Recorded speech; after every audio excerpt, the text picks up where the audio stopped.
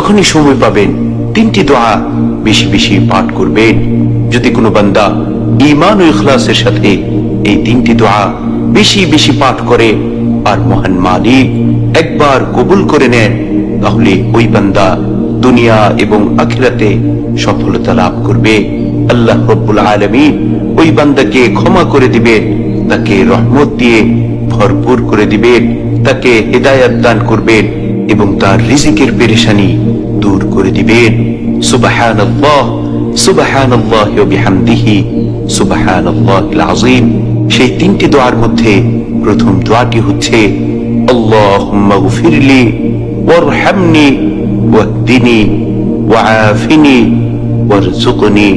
দোয়াটি আবারও বলছি, আল্লাহুম্মা গফিরলি ওয়ারহামনি ওয়াহদিনি ওয়াআফিনি ওয়ারযুকনি। ওগো আল্লাহ, আপনি আমাকে ক্ষমা করে দিন। মালিক রে, আপনি আমার উপর দয়া করুন। ও আমার মালিক, আপনি আমাকে হিদায়াত দান করুন। ওগো আল্লাহ, আপনি আমাকে সুস্থতার নিয়ামত দান করুন। মালিক রে, আপনি আমাকে রিজিক দান করুন। দ্বিতীয় দোয়াটি হচ্ছে, যখনই আপনি নামাজ শেষ করবেন সাথে সাথে এই দোয়া পাঠ করবেন।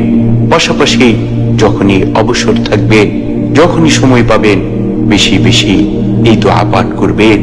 আল্লাহুম্মা আইন্নি আলা যিকরিকা ওয়া শুকরিকা ওয়া হুসনি ইবাদাতি। দোয়াটি আবারও বলছি, আল্লাহুম্মা আইন্নি আলা যিকরিকা ওয়া শুকরিকা ওয়া হুসনি ইবাদাতি। হে আল্লাহ, আমাকে আপনি আপনার জিকির করতে, আপনার শুকরিয়া আদায় করতে এবং আপনার উত্তম ভাবে ইবাদত করতে সাহায্য করুন।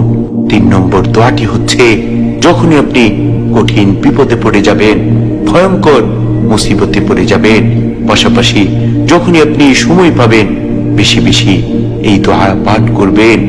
ইয়া হাইয়্যু ইয়া কাইয়্যুম বিরহমাতিকা আস্তাগীর, ইয়া হাইয়্যু ইয়া কাইয়্যুম বিরহমাতিকা আস্তাগীর। হে চিরঞ্জীব, হে চিরস্থায়ী সত্তা, আমি আপনার রহমতের মাধ্যমে আপনার কাছে সাহায্য প্রার্থনা করছি। সুবহানাল্লাহ সুবহানাল্লাহি ওয়া বিহামদিহি সুবহানাল্লাহিল আযীম। কি চমৎকার দোয়া! যদি কোনো বান্দা ইখলাসের সাথে বেশি বেশি এই দোয়াগুলো পাঠ করে, তাহলে ইনশাআল্লাহ ইনশাআল্লাহ রব্বে করিম তাকে দুনিয়া এবং আখিরাতে সফলতা দান করবে। শুধু তাই নয়, বিপদে আপদে তাকে হেফাজত করবে।